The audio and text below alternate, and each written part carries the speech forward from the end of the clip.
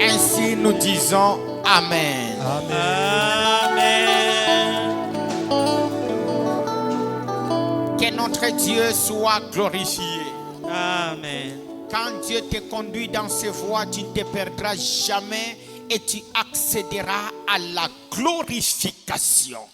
Wakati Mungu anakuongoza munjia yake, hautapotea kamwe na utafika mpaka muutukufu. Ainsi aujourd'hui, dans un sous-thème de notre grand sujet qui traite du salut à la glorification, Njo leo kukishina yetu kidogo muile kishina munene nasema kutoka kuokovu paka kuutukufu.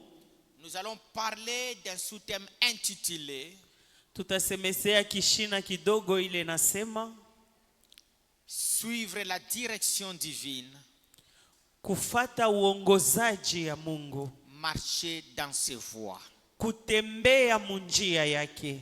Quelqu'un Amen. répète cela, suivre la direction divine, Suivre la direction divine, marcher dans ses voies. marcher dans ses voies. Le dimanche passé, nous avons dit ceci, Juma inapita tulisema hivi, du salut à la glorification, kutoka kuokovu kwenda kuutukufu. Dieu conduit son peuple dans une trajectoire spécifique. Mungu anaongoza taifa yake munjia moya yenye kufanya kueneana. Et la trajectoire du plan de Dieu pour son peuple part de l'Égypte au désert et du désert en Canaan. Na njia ya Mungu juu ya kuokoa taifa yake ilikuwa kutoka kumisri paka jangwa, kutoka kujangwa paka Kanana. Et nous faisons une approche historico-prophétique. Na tunaenda kuonesha namna ya historia ya unabii, Dans laquelle nous croyons que l'histoire pour le peuple de Dieu ne se déroule pas de manière linéaire, mais il a toujours un aspect prophétique. Kule tunaenda kuelewa sema historia ya taifa ya Mungu haiko paka munamna ile ya historia bule, lakini munamna ya unabii. Et dans cette approche historico-prophétique, Mu ile namna ya historia ya unabii, nous voyons l'histoire d'Israël qui nous a été racontée, écrite dans la Bible. Premièrement, pour notre instruction, et deuxièmement, pour nous révéler ce qui arrivera en rapport avec ce qui était arrivé dans l'histoire. tunaenda kuona historia ya watoto wa Israeli vile banatuandikia mu Biblia. Ya kwanza ni juu ya kutufundisha na ya pili ni juu ya kutuonesha mambo ile tafika mu wakati ya Lorsque nous kumbele. étudions ce qui s'était passé avec Israël, Wakati tunaangalia bile bilipitikana na watoto wa nous Israeli, pouvons comprendre aujourd'hui qu'est-ce que cela nous enseigne. tunaweza kuelewa leo ile inatufundisha nini. Et aussi nous pouvons comprendre qu'est-ce qui peut arriver en rapport avec cette correspondance historique et prophétique. Na tunaweza pia kuelewa ni nini itafika mu masiku ya kumbele kufatana na historia ya unabii. Et cela va nous aider à comprendre comment vivre avec Dieu aujourd'hui dans l'église qui est notre désert avec Dieu. Na tutaelewa pia namna kani ya kuishi pamoja na Mungu mukanisa leo ile nakuwa jangwa yetu pamoja na Et vous Mungu. avez compris avec moi ceci, Na mulielewa pamoja na mie hivi, que l'Égypte pour Israël, Misri au Israeli, aujourd'hui pour nous c'est l'image du monde. kwetu leo inakuwa picha ya dunia. Le désert pour Israël, pour nous, c'est l'église de Christ. Jangwa juu ya Israeli kwetu leo inakuwa ni kanisa ya Et Mungu. Canaan pour Israël, aujourd'hui pour nous, c'est le royaume de Dieu. Na Kanana juu ya Israeli kwetu siye inakuwa ni ufalme wa Mungu. Et ils sont partis du salut à la vie avec Dieu dans le désert pour la glorification en Canaan. Bo balipata wokovu kuingia mujangwa kisha kutoka jangwa kwenda mutukufu yabo ile ilikuwa Kanana. Et pour nous aujourd'hui, Dieu nous a sauvés du monde. Il nous a sauvés, il nous amène dans l'église qui est notre désert. Là où nous devons vivre avec lui avant d'être glorifiés pour l'éternité.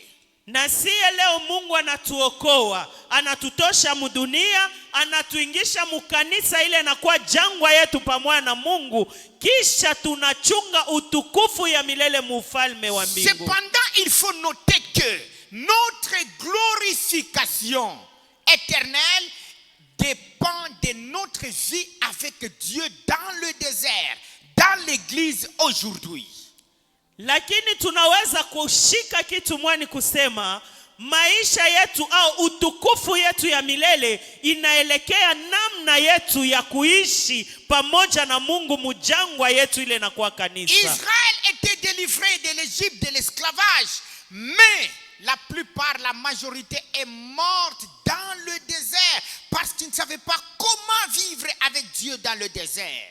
Israeli alifunguliwa muutumwa mu Misri, mingi balienda kufa mujangwa juu ya nini? Abakuelewa namna ya kutembea pamoja na Mungu mujangwa. Ainsi vous allez comprendre que le désert est pour Israël un tremplin pour la glorification. De même aujourd'hui, Dieu nous a sauvés du monde. Il nous amène à l'église. L'église n'est pas notre destinée finale, mais c'est un tremplin pour la glorification éternelle dans le royaume de Dieu.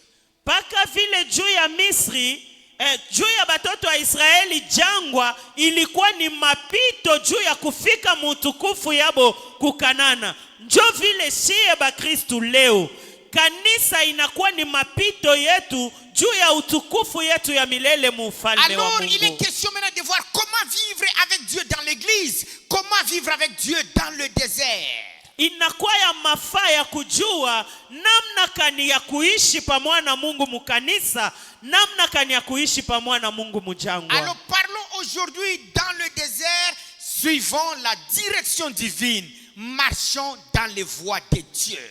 Tutasemezea leo ni kusema mujangwa kutembea munjia ya Mungu na kufata uongozaji ya Mungu. Ainsi nous allons lire la parole de Dieu dans Exode chapitre 13, 20 à 22. Et on va encore lire Psaume 103, 7. Jérémie chapitre 10e, le 23e verset. Et on peut aussi finir avec Proverbe 14, 12. Vous allez vous rendre compte que lorsque tu crois que tout est clair, tu peux marcher seul sans suivre aucune direction divine, c'est là que tu peux te perdre facilement. Na pale unawazia sema wakati byote binaonekana wazi unaweza kujiongoza peke yako, njo wakati ule unapotea. Qu'il fasse clair, qu'il fasse sombre, tu as besoin de la direction divine. Kukue mwangaza au kukue giza, uko lazima na uongozaji wa Mungu. Dans la culture de la foi chrétienne, on dépend de la direction divine. Quand bien même il paraît clair, quand bien même il paraît sombre, quand tu vois que toi-même tu vois clair, dépend de la direction divine. Muali ya kuishi ya Bukristu ingawa kuko usiku au mchana, uko lazima na uongozaji wa Mungu. Pourquoi? Parce que dans la sagesse de Proverbe 14 et 12, il est dit: quelle voie paraît droite pour un homme, mais son issue, c'est la voie de la mort. Jumu proverbe Biblia inasema hivi, njia inaweza kuonekana mzuri juu ya mtu, lakini mwisho yayo inaonekana ni ya mubaya. Pour dire, la voie que tu peux choisir, ça peut paraître bonne pour toi. Ça peut paraître comme si ça t'amène dans la gloire, dans la réussite, dans le succès. Mais la fin, en réalité, les conséquences sont néfastes.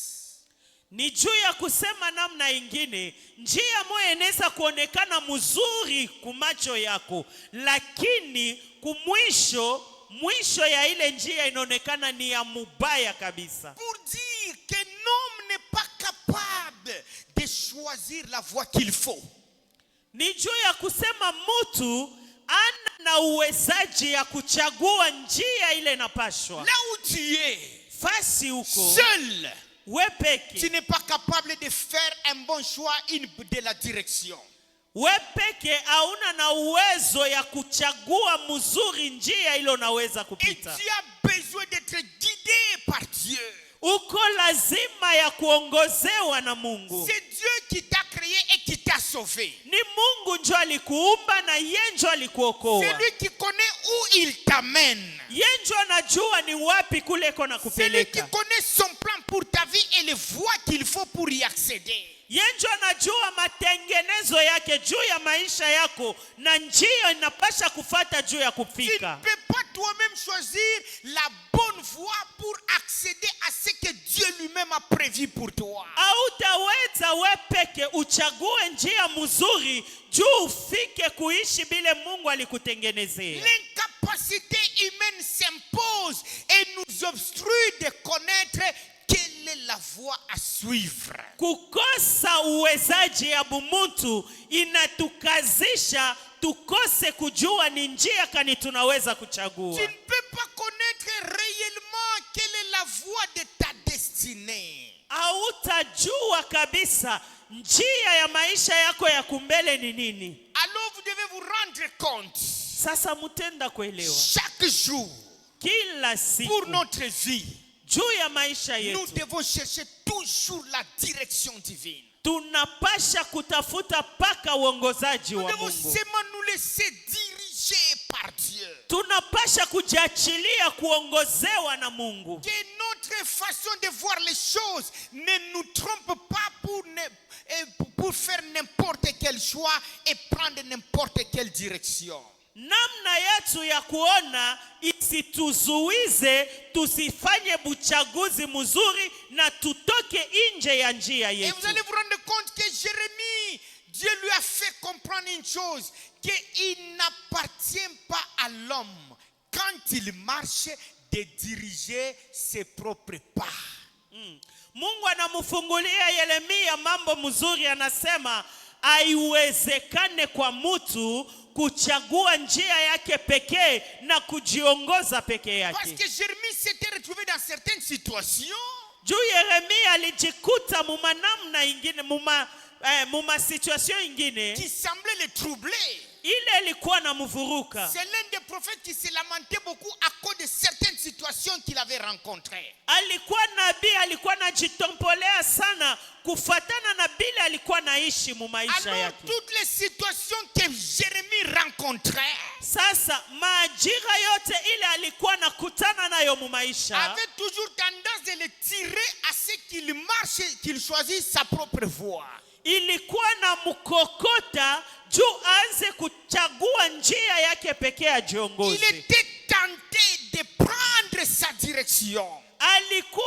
Alikuwa mwenye eko na pima kutafuta kuchagua njia yake Mais pekee. heureusement pour lui, Sasa eri kwake, chaque fois que les circonstances tentaient de le tirer à embrasser sa propre voie, hata wakati majira ilikuwa na mkokota achague njia yake pekee, il se ressaisissait.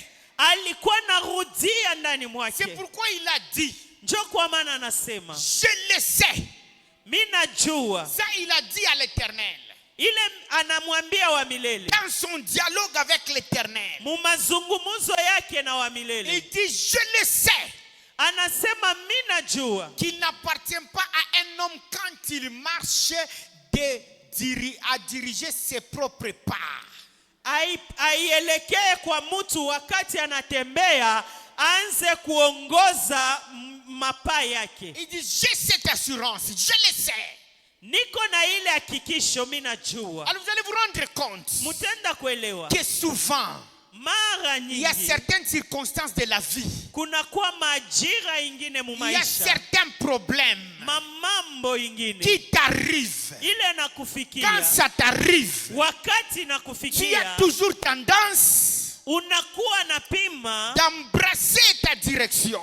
kujichagulia we peke Tu njia as yako, toujours tendance unakuwa na tafuta d'agir selon les penchants de ton cœur. kutenda kufatana na nia ya roho yako, Tu as toujours tendance unakuwa na tafuta de décider à suivre ton chemin. kuchugua mpango ya kutafuta njia yako pekee. Laisse-moi te dire, Acha nikwambie, il faut faire attention dans la vie de la conjugaison des circonstances. inapasha kukeba ange mu maisha munamna ya majira ile inaonekana mbele Les yetu. circonstances de la vie Majira ya maisha yako ne doivent pas orienter ta vie.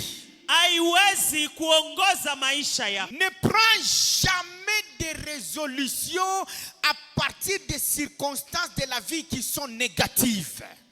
Usichugue kamwe mpango kufatana na majira ya mubaya ile inajionekanisha mbele yako. Ne prends pas les résolutions selon les penchants de ton cœur. Usichugue mpango kufatana na nia ya moyo Quand wako. il y a des circonstances de la vie qui semblent te troubler ou aller contrairement à ce que tu attendais, Wakati majira ya maisha inaenda kinyume na ilo likuwa na waza au ilo likuwa na chunga, arrête-toi, vois la direction de Dieu, n'agis pas selon les penchants de ton cœur. we simama, usitende kufatana na nia yako, lakini chunga uongozaji wa Mungu. Toi-même, tu peux te rendre compte combien de fois tu as pris des décisions à cause des circonstances de la vie et ça va de plus en plus détruire ta vie. We peke unaweza kuelewa mara ngapi ulichugua mipango kufatana na majira ya maisha na ile inakuharibu we peke. Pour une brebis, la perdition commence lorsqu'elle prend la décision de marcher selon ses propres voies. Juu ya kondoo moya, kupotea yake inaanzia wakati anachugua mpango ya kujiongoza ye peke. Si tu es une brebis du Seigneur, Kama uko kondoo wa Bwana, la perdition est inévitable quand on veut marcher selon sa propre direction. kupotea iko tayari wakati unachugua mpango ya kujitembeza we peke. Gloire soit rendue à Dieu. Amen. Alors vous allez vous rendre compte que Israël a connu aussi des problèmes lorsqu'il n'a pas voulu suivre la direction. Sasa mutenda kuelewa kusema Israeli alikutana na mambo wakati alikatala kufata uongozaji wa Mungu. Laisse-moi te dire, Acha nikwambie, les voies de Dieu pour ta vie sont insondables. manjia ya Mungu juu ya maisha yako hautaweza kuielewa. Pour nos vies, les voies de Dieu sont insondables. Juu ya maisha yetu manjia ya Mungu hatutaweza Tu kuielewa. peux connaître l'adresse, mais tu ne connais pas la voie. Unaweza kujua fazi lakini njia haujui. Si ça dépendait d'Israël, Kama ilielekea Israeli tu, Israël n'allait pas embrasser le chemin de la mer Rouge. Israeli asingepitia njia ya bahari nyekundu. Si ça dépendait d'Israël de se diriger ses pas, il n'allait pas passer par la mer Rouge. Kama ilielekea tu Israeli ajiongoze ye peke, abangipitia njia ya bahari Il allait nyekundu. prendre un autre chemin hors la mer Rouge. Bangepitia njia ingine kuepuka bahari Mais nyekundu. laisse-moi te dire, Lakini acha nikwambie, la voie de Dieu est meilleure même s'il y a la mer Rouge.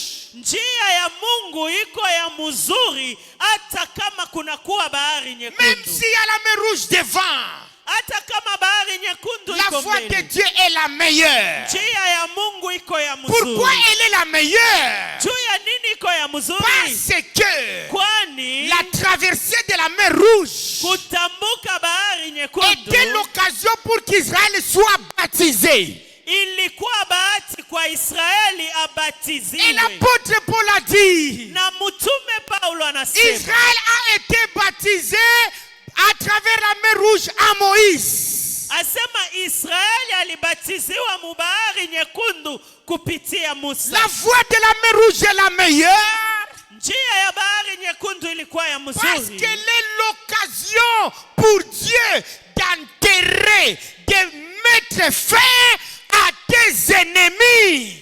juu ilikuwa bahati kwa Mungu ya kuzika na kumalizana na maadui bako. Si Israël n'était pas passé par la mer Rouge, Kama Israeli ashikupitie bahari nyekundu, Pharaon, Faraoni avec toute sa grande armée, na jeshi yake kubwa n'allait pas mourir.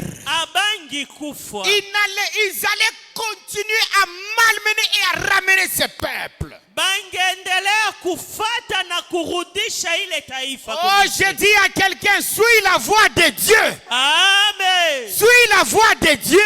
Amen. Même si à la mer Rouge, c'est la meilleure voie. Amen. Tu ne comprendras pas pourquoi tu passes par la mer Rouge. Hautaelewa kwa nini unapitia Oh, bahari je nyekundu. peux déclarer à quelqu'un. Ninatangazia mtu mmoja. Sur ta voie, il y a la mer Rouge, alors tes ennemis mourront derrière toi. Amen. Tes ennemis tomberont derrière toi. Amen. Si à la mer Rouge, alors tu seras baptisé par Dieu lui-même d'une manière stratégique. Amen. Dieu fera ce que tu ne peux pas comprendre aujourd'hui. Mungu atafanya bila wewe hautaweza kuelewa. Suis la voix de Dieu. Fata njia ya Parce Mungu. que tu ne sais pas ce que Dieu a prévu de faire quand tu marches dans ses voies. Juu aujue bile Mungu anatayarisha kufanya wakati unatembea munjia ya. Israël ne savait pas Israeli que asikujue ses ennemis devraient mourir derrière, ya kusema baadui bake batakufa kumukongo yake passant par la mer Rouge. kupitia Ah, mubahari tape nyekundu. quelqu'un à la main, dis-lui, suis les voies de Dieu. Kamata mwanjako kumukono mwambie fata njia ya Mungu. Ne cherche pas ta propre voie. Usitafute njia yako pekee. Dis-lui encore, ne cherche pas ta voie. Umwambie tena usitafute njia yako pekee. Même si à la mer Rouge, Hata kama kuko bahari c'est nyekundu. la voie de Dieu. Ni njia ya Mungu. C'est la Amen. voie de Ni Dieu. njia ya Mungu. Même si à la mer Rouge, Hata kama bahari nyekundu iko même pale. si tu vois qu'il y a des obstacles, hein, Hata kama unajua sema kuko vikwazo. ne te détourne pas. Wewe usigeuke. Ne cherche pas ta voie. Usitafute njia yako. C'est la wewe. voie de Dieu. Ni njia ya Mungu. Je marcherai dans la voie de Dieu. Mitatembea munjia ya Mungu. Même s'il y a la mer Rouge, Hata kama kuko bahari même s'il y a nyekundu. les obstacles, Hata kama kuna kuwa vikwazo. c'est Haleluya. la voie de Dieu. Ni njia ya Mungu. Amen. Combien de fois tu as abandonné la voie de Dieu à cause de l'obstacle que tu as vu devant? Mara ngapi unaacha njia ya Mungu juu ya maobstacle ile mbele yako? Combien de fois tu as quitté la voie de Dieu parce que tu as vu des problèmes devant, tu as vu l'opposition devant?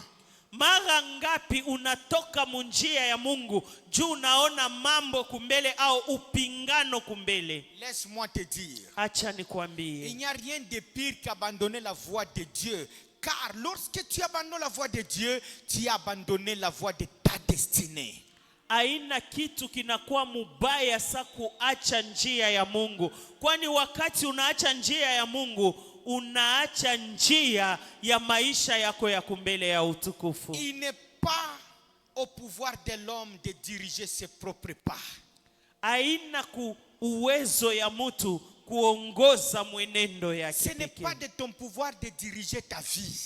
Haina kwa uwezo yako ya kuongoza maisha yako. Laisse Dieu te diriger. Acha Mungu akuongoze. Laisse Dieu t'orienter. Acha Mungu akuongoze. Marche dans les voies de Dieu. Tembea munjia ya Tout Mungu. ce que tu peux décider dans ta vie, c'est ne jamais quitter la voie de Dieu à cause de quoi que ce soit. yote ile unapasha kuchugua sa mpango mu maisha ni kusema sitatoka munjia ya Mungu ingawa mambo ya namna gani. Alléluia. Amen. Les voies de Dieu te conduisent à ta destinée. Et le destin de ta vie va s'accomplir en suivant seulement les voies de Dieu. Manjia ya Mungu inakuongoza mu maisha yako ya kumbele ya utukufu na utafikako paka kama unapita munjia ya Et Mungu. je peux dire à quelqu'un, Na mimi naweza kusema na mtu tu ne te mmoja, perdras pas.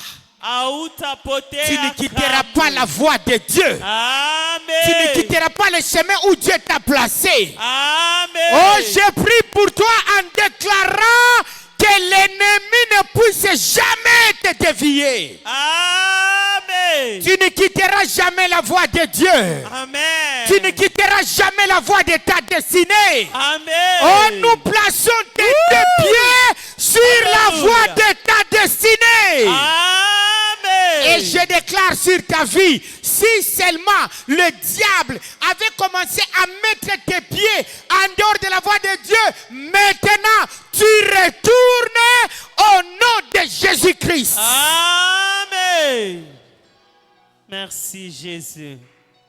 Merci Jésus. Je peux te dire, Mitakwambia. je peux te dire, Naweza à kukwambia. travers ces messages, Kupitia hii le mjumbe. Saint-Esprit Roho est Mtakatifu. en train de te transporter Eko na pour kuchugua. te conduire dans la voie de Dieu. Jua kuongoze munjia ya Maintenant Mungu. que nous te parlons, Hapa sasa tuko na le kuambia. Saint-Esprit Roho est en train Mtakatifu. de réorienter ta vie. Eko na rudisha munjia maisha Tu yako. marcheras selon la direction de Dieu. Utatembea kufatana na uongozaji ya Tu ne Mungu. te perdras pas. Hautapotea Et kamwe. si tu crois à cela, Kama unaamini kwa hiyo, parle à deux personnes à ta gauche et à ta droite. Dis ceci: je suis dirigé sur le chemin de ma destinée. je suis dirigé sur le chemin de ma Je destinée. ne me perdrai jamais. Je ne me perdrai jamais. Jamais. Tu crois cela, acclame très fort pour le Seigneur. Amen. Ta famille sera dirigée. Jamaa yako À itaongozewa. travers de toi, Dieu va diriger ta famille. Amen. Elle va retrouver les voies de Dieu. Amen. Je dis qu'à travers toi, Dieu va diriger ta famille dans ses voies. Amen. Et ta famille va retrouver sa destinée au nom de Jésus. Amen. Maintenant écoutez, Sasa sikia. dans le psaume 103, 7, Mu Psaume 103 verset 7. c'est le psaume de David. Inakuwa psaume ya David. Le roi David chante en disant: Mfalme Daudi anaimba mkusema, Éternel, wa milele. c'est vraiment prophétique ça. Ile inakuwa ya unabii kabisa. Tu as révélé, on dit, il a révélé ses voies à Moïse. Alionesha au alifunulia Musa manjia yake Et ses œuvres aux enfants d'Israël. na makazi yake kwa watoto wa Israeli. Ce psaume prophétique nous révèle une grande vérité de Dieu. Hii zaburi ya unabii inatufunulia ukweli kubwa ya Mungu. Il y a les voies de Dieu et les hauts faits de Dieu. Kuna kuwa manjia ya Mungu na matendo makubwa ya Mungu. Le mot voie de l'hébreu c'est derek, Mukiebrania inakuwa derek. qui signifie Ile inamaanisha direction. uongozaji. Ça signifie encore Inamaanisha tena enseignement ou chemin à suivre.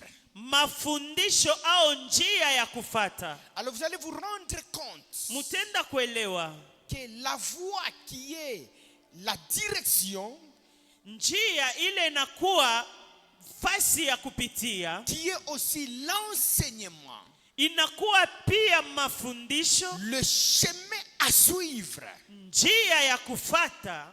David dit, tu l'as révélé à Moïse. Daudi anasema ulimfunulia Musa. Dieu avait placé il avait placé Moïse comme le guide d'Israël. Mungu alimuweka Musa kuwa mwongozaji wa Et Israeli. la vérité est que Dieu révéla ses voies à Moïse. Ukweli ni kusema Mungu alimufunulia Musa manjia yake. Mais il révéla ses œuvres, ses hauts faits aux enfants d'Israël. Na alifunulia watoto wa Israeli matendo yake makubwa. Alors vous allez vous rendre compte Sasa mutenda kuelewa que Moïse, en tant que le berger, Musa sawa vile mchungaji, c'est à lui que Dieu donnait la direction pour Israël. ni kwake njo Mungu alikuwa analeta uongozaji juu ya Israeli. Et le peuple d'Israël qui suivait la direction que Dieu donnait, Na taifa ya Israeli bale balikuwa nafata uongozaji ile Mungu alibapatia. par conséquent, ce peuple vivait les œuvres de Dieu.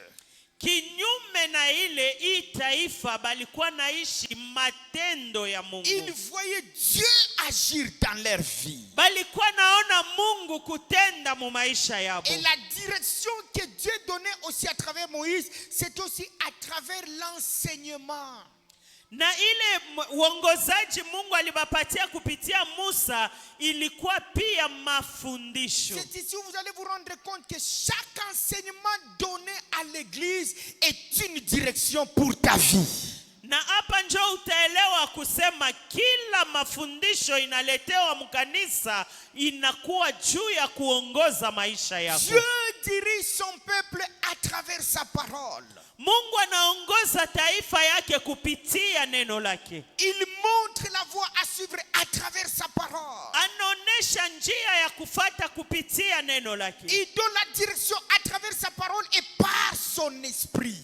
Anaonesha njia ya kufata kupitia neno lake na kupitia roho yake. Mais dans la particularité, il est dit qu'il donne à Moïse. Lakini kwa upekee inasemewa alimupatia Musa. Le Dieu qui connaît à quoi il te dirige. Mungu ule anajua wapi kule kona kupeleka. Il révèle ses voies pour ta vie à ce guide qu'il a placé devant toi. Anaonesha njia ya maisha yako kwa ule mwongozaji anaweka mbele yako. Alléluia. Amen. Alléluia. Amen. Et quand toi tu suis la direction du guide que Dieu a donné à ton guide physique, tu ne te perdras pas. Na wakati weye uko nafata njia ile Mungu alionesha mwongozaji ule anaweka mbele wako, hauwezi kupotea kamwe. Si aujourd'hui beaucoup de gens dans les églises chrétiennes ne vivent pas réellement le plan de Dieu pour leur vie, c'est parce qu'ils ne suivent pas la voie, ils se dirigent eux-mêmes.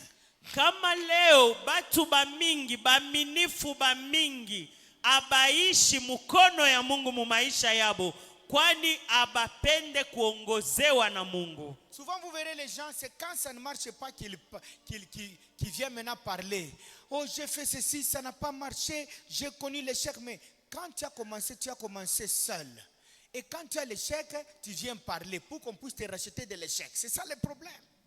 Na paka wakati kama mtu anafanya mambo yote aiendeke, njoo anakia kusema oh, nilifanya hivi aiendeke, nilifanya hivi aiendeke. Sasa pale ulianza au kusema juu ya nini? Gloire soit rendue à Dieu. Amen. Alléluia. Amen. Est-ce que tu sais que même dans tout ce que tu fais comme activité, on peut te diriger? Unajua kusema hata kwa yote ile unafanya sawa makazi yako, banaweza kukuongoza? Mais en tout et pour tout, Dieu a à te dire si c'est que tu as à faire. Kwa yote Mungu eko na ile anapasha kukuambia juu ya wewe kufanya. Et si tu n'écoutes pas, Kama usikie, tu vas te retrouver que tu as des problèmes, on commence à te racheter par des prières. unajikuta unakuwa na mambo kisha bananza kutafuta kukukomboa kupitia maombi. Retenons une chose, que en tout et pour tout, Dieu peut nous dire quelque chose. Il a une direction à nous donner. Ne faisons pas les choses par nous-mêmes et revenir réparer auprès de Dieu quand ça ne marche pas. Tunapasha kushika kitu kimoya, ni kusema kwa yote, jambo lolote tunapasha kupata uongozaji kutokea kwa Mungu. Tusichunge paka wakati tunashindwa ndio tunakia kutafuta Mungu. Les voies de Dieu, Dieu les trace en tout et pour tout. Manjia ya Mungu, Mungu anaiweka kwa yote na kwa kila jambo. Alors il faut savoir dépendre de Dieu en toutes choses et dans ta marche, dans ce que tu fais. Njo inapasha kujua kumwelekea Mungu kwa byote, kwa mwenendo yako na kwa yote ile uko natenda. Et surtout, sois toujours prêt à recevoir la direction à travers la parole qui est prêchée. Na kwa yote ukwe tayari ya kupokea uongozaji kupitia neno la Mungu ile banakutangazia. Chaque parole qui est prêchée te fait partie d'un point à l'autre. Kila neno la Mungu ile banakuhubiri inakutosha mahali moja na kukupeleka mahali nyingine. Raison pour laquelle nous allons dire, lorsque tu t'absentes au programme d'un culte où Dieu va te parler, tu as raté d'avancer dans le plan de Dieu. Njo pale tutakwambia wakati unalofwa ibada, kule Mungu alitaka kusemezea kitu kimoya, ni kusema unakosa fashi mwa ile Mungu alitaka kutosha hapo akufikishe mahali pengine. Pose la question à votre voisin, combien de fois qu'est-ce qui justifie le retard dans ta vie? N'est-ce pas le fait que tu ne suis pas la direction à travers la parole? Umuswali ule ko pembeni yako asa ni nini na kuweka nyuma mu maisha yako, aina juu au fate uongozaji kufatana na neno. Et qu'est-ce qui retient beaucoup ta vie dans le retard? N'est-ce pas quand tu fais tout selon les penchants de ton cœur? Na nini na kuweka muretare kila wakati mu maisha yako, aina wakati uko nafanya yote kufatana na nia ya roho yako? Il y a deux choses opposées dans la vie d'un croyant. Kuna kuwa bitu biwili mu maisha ya Mkristo. La première des choses, c'est les penchants du cœur. Kia kwanza inakuwa nia ya roho. Et la deuxième des choses, c'est la direction divine. Na kia pili inakuwa uongozaji wa Mungu. Les penchants du cœur sont pleinement opposés à la direction divine. Mania ya mioyo yetu iko na pingana na uongozaji wa Mungu. Ça s'oppose farouchement. Inajipingana kabisa na nia ya Mungu. Les penchants du cœur, ce sont les désirs ardents du cœur. Ile mania kabisa ya mioyo yetu. Ça peut rendre dur, donner la dureté à ton cœur pour t'imposer seulement à faire ce que tu veux. Inaweza kukuisha moyo wako mgumu juu ikusukume ufanye paka ile wewe unapenda. Laisse-moi te dire, acha nikwambie, les penchants du cœur peuvent t'aveugler. Mania ya mioyo inaweza hata kukupovusha. Tu deviens aveugle par rapport à la direction divine. Unakuwa kipofu kufatana na uongozaji wa Et Mungu. tu trouves que c'est seulement ce que tu veux, ton cœur veut, c'est ce qui va te rendre heureux. Na unaona ya kusema ni paka ile roho yako inapenda njo inapasha kukupatia eri. Moi je vais faire seulement comme ça. Mitafanya paka hivi. C'est là que même d'autres fois tu pouvais même dire, hein, toi-même tu pouvais dire, bon, même si on me conseille, moi je vais faire seulement ça. Njo mara ingine unasema mimi hata kama banani conseiller tafanya paka hivi. Parce que c'est ce que je veux, j'ai décidé. Ile njo mimi napenda nesha kuchugua mpango. Pose-toi la question. Ujiswali. C'est le penchant de ton cœur ou c'est la volonté de Dieu? Inakuwa nia ya roho yako au ni mapenzi ya Mungu? C'est grave le penchant du cœur. Inakuwa mubaya kabisa mania ya Parce que roho. quand tu agis par penchant du cœur, Dieu peut t'abandonner à toi-même. Wakati unatenda kufatana na nia ya moyo wako, Mungu anaweza kukuachilia wewe peke. C'est là la dangerosité du penchant. Pale njo kunakuwa hatari ya nia ya roho. Dieu dit ceci à Israël. Mungu anaambia Israeli hivi. Il dit ceci. Anasema hivi. Ils ont voulu agir selon leurs penchants. Je les ai laissés agir selon les penchants de leur cœur. Asema nilibaacha batende kufatana na nia ya mioyo yabo. Et lorsque Dieu a laissé Israël agir selon les penchants de son cœur, Israël était exclu du plan de Dieu.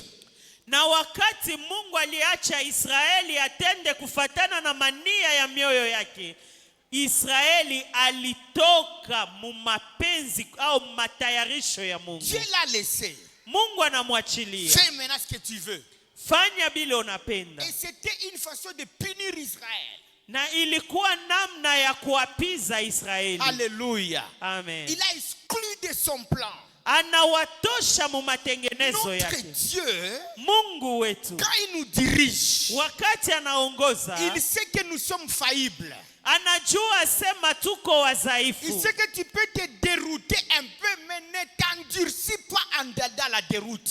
Anajua sema unaweza kupotea kidogo, lakini usijikaze, usikuishe moyo mgumu mkupotea kwa. Non, ça c'est la mauvaise direction. Je rentre dans la bonne direction. Wakati unavumbua sa hii njia iko mubaya, mimi narudia munjia mzuri. Ne t'endurcis jamais.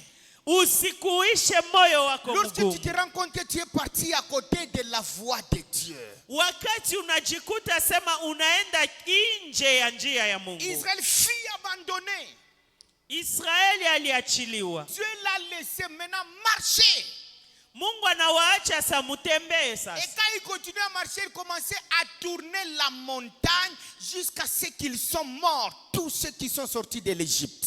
Wakati balibakia bo benye kujiongoza, balianza kuzunguluka tu mulima moya paka bote balikufa. Il ne suffit pas de quitter l'Égypte. Haina tu mzuri kutoka kumisri. Mais ce qui suffit, c'est bien vivre dans le désert avec Dieu pour accéder à Canaan.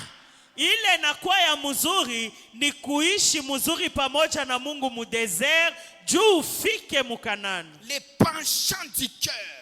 Mania ya roho. Les sentiments contraires à la direction de Dieu, au plan de Dieu. Mania ile nakuwa kinyume na mapenzi ya Mungu au matengenezo ya Mungu. Quand le diable envahit ton cœur, wakati shetani anatawala roho yako, son but c'est de t'éloigner du plan de Dieu. Shaba yake ni kukupeleka mbali na matengenezo ya Laisse-moi vous Mungu. dire ceci. Ni juu ya kusema Tu hivi. peux continuer à confesser Jésus, à prêcher Jésus, à prêcher son nom, tout en étant loin de la présence de Dieu. Unaweza kuendelea kuhubiri jina la Mungu, kusemezea jina la Yesu, ile wakati uko mbali na uwepo wa Mungu. À cause des penchants. Juu ya mania ya roho. Moi, c'est seulement que ce que je veux, c'est ça. Mie kile minapenda njo hii. Je vais devenir. Mitakuwa. Et tu te cherches ton chemin. Na unaanza kuchagua njia yako. Ton devenir ne dépend pas de tes actions. Ça dépend de la direction de Dieu pour ta vie. Kile utakuwa aielekee uchaguzi wako, lakini naelekea mambatano yako na Mungu juu ya maisha Je yako. répète encore. Ton devenir meilleur ne dépend pas de la grandeur ou de ta bravoure ou de tes actions. Ça dépend de la direction de Dieu dans ta vie. Kukua yako mzuri ya maisha ya kumbele aielekee mania ya roho yako, lakini inaelekea mapenzi ya Mungu na uongozaji wa Mungu mu maisha yako. Combien de fois tu as fait seulement ce que tu veux? Mara ngapi unafanya paka ile wewe unapendaka? Même quand dans ton cœur tu sens même le Saint-Esprit qui te dit non, non, non. Combien de fois tu as suivi tes propres voies? Hata ndani ya roho yako nasikia banakwambia hapana, hapana, hapana. Mara ngapi wisha kufanya bile roho yako inakutuma ufanye? Combien de fois tu t'es retrouvé dans un lieu où il ne fallait pas?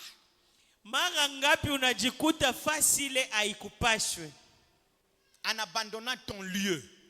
mkuachilia fasi yako? Combien de fois? Mara ngapi? Est-ce que je peux vous dire quelque chose? Naweza kumiambia kitu kimoya. Savez-vous qu'un enfant de Dieu discipliné ne peut pas aller répondre à une invitation d'une autre église alors qu'ils ont culte chez eux?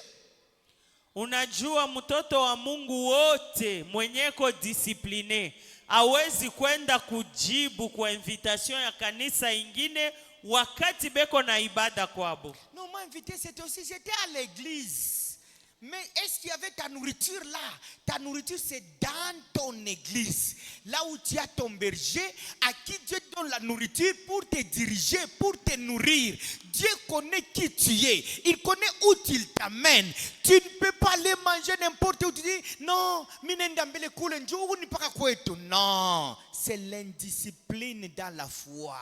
Amen. Et tout va bien?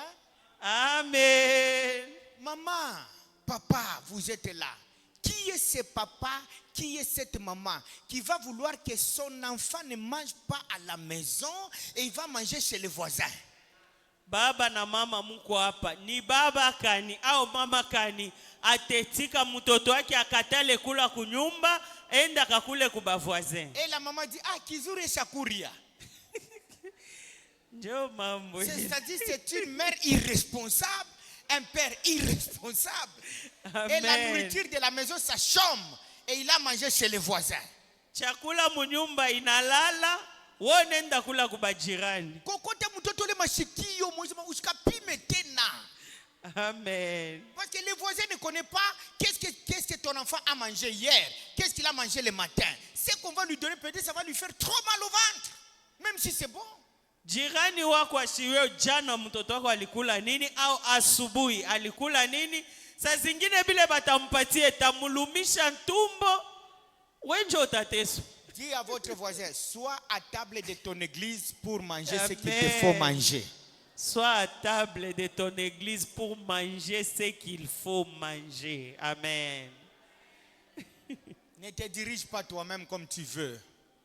Usijiongoze we peke vile unapenda. Alors vous allez vous rendre compte. Sasa mtenda kuelewa. Quand tu suis les voies de Dieu, wakati unafata manjia ya Mungu, quand tu suis la direction de Dieu, wakati unafata uongozaji wa Mungu, tu vivras les œuvres de Dieu. Utaishi matendo ya Mungu. Dieu révèle ses voies à Moïse. Mungu anafunulia Musa manjia yake. Il ne révèle pas ses voies aux brebis. Asifungulie taifa manjia Alors, yake. parce que Dieu ne révèle pas ses voies aux brebis, il ne faut jamais dire à ton pasteur, Dieu m'a conduit. Autrement que la direction qu'on te donne. Ne dis pas ça. Juu Mungu asifungulie yake ba kondo yake manjia yake. Weye sawa kondo, usimwambie pastori wako asema Mungu ananiongoza hivi. Alléluia. Amen. Alléluia. Amen. Dis au moins, analysez un peu ça. Est-ce que c'est dans le bon ou non? Ne dites pas, mi Mungu ananiongoza hivi. Et ton pasteur te dit, marche comme ça, suis cette voie. Non, mi ni hivi. Ou tu es brebis, ou tu es lion. Qui es-tu? Uko nani? Tu me lisais, tu es brebis ou lion? Uko kondo au uko simba? Ou tu es loup? La parole de Dieu c'est aussi pour corriger. Neno ya Mungu inakuwa pale juu ya kukorije. Pas seulement pour te faire du... Quand on te corrige, ça fait encore du bien dans celui qui veut aller de l'avant. Wakati bana kukorije inakufaa mzuri kama unataka kwenda kumbele. Dieu a besoin de te diriger. Mungu eko lazima ya Pour kukuongoza. te faire vivre ses hauts faits.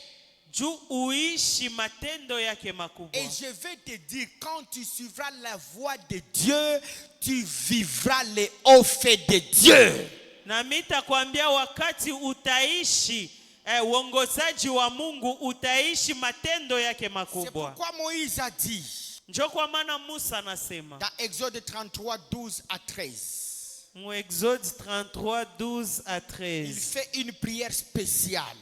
Anafanya maombi moja ya chanisho. Il dit ceci, Anasema hivi. ça c'est la prière d'un leader, Hii inakuwa maombi ya mwongozaji. la prière d'un pasteur, Maombi ya d'un pastori, berger de brebis.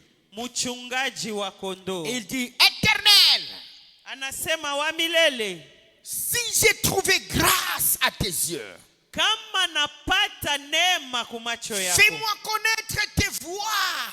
unifungulie manjia yako. Je te connaîtrai Mitakujua et je trouverai encore grâce à tes yeux. na mitapata tena neema kumacho Ça yako. c'est la prière des bergers. Hii inakuwa maombi ya mchungaji. Fais-moi connaître tes voies. Unifundishe manjia Car il yako. appartient aux bergers de connaître les voies de Dieu. Kwani inaelekea mwongozaji kujua manjia ya Afin Mungu. de diriger le peuple dans les voies de Dieu. Juu ya kuongoza taifa munjia ya Mungu. Alléluia. Amen. Alors il dit, si j'ai trouvé grâce. Anasema kama napata neema. Et là, dans la pensée hébraïque, ce n'est pas si, c'est puisque j'ai trouvé grâce. Na wazo ya Kiebrania haina kama, ni kwani mimi napata neema. Fais-moi connaître tes voies. Ufanye nijue manjia yako. Je te connaîtrai. Mitakujua. Celui qui connaît les voies de Dieu connaît Dieu. Mwenye anajua manjia ya Mungu anamjua Et Mungu. celui qui connaît les voies de Dieu accède à la deuxième dimension de la grâce. Na ule anamjua Mungu, anajua manjia ya Mungu, anafika muhatua ya Il pili reçoit ya la neema. grâce capacité. Anapata manema Il uwezaji. devient capable de diriger. Anakuwa na uwezaji ya kuongoza. Ne peut diriger un peuple que celui qui a trouvé grâce et qui connaît les voies de Dieu. Ule anaweza kuongoza taifa ni paka ule anapata neema na anajua manjia ya Mungu. Alléluia. Amen. Et là, il reçoit la capacité de diriger. Na pale anapata mauwezaji ya Oh, kuongoza. je prie et je déclare que tu seras dirigé dans les voies de Dieu. Amen. Les voies de Dieu seront ouvertes devant toi. Amen. Dieu te conduira dans ses voies. Amen. Parce que tu suis la voie de celui que Dieu a établi sur toi. Amen. Tu ne te perdras pas. Amen. Et si tu suis la voie que nous t'indiquons, tu vivras les œuvres de Dieu. Amen. Celui qui suit la voie de Dieu vivra les exploits. Amen. Nous croyons. Na tunaamini. Parce que ce message est sorti. Kwani inatoka. Parce que ce message est sorti.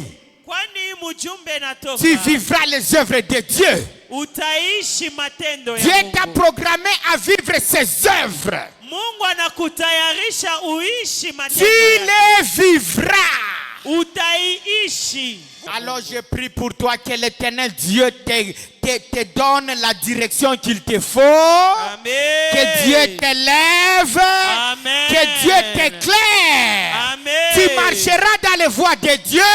Amen. Tu ne te perdras pas. Amen. Et je déclare dans ta vie, tu ne te perdras pas.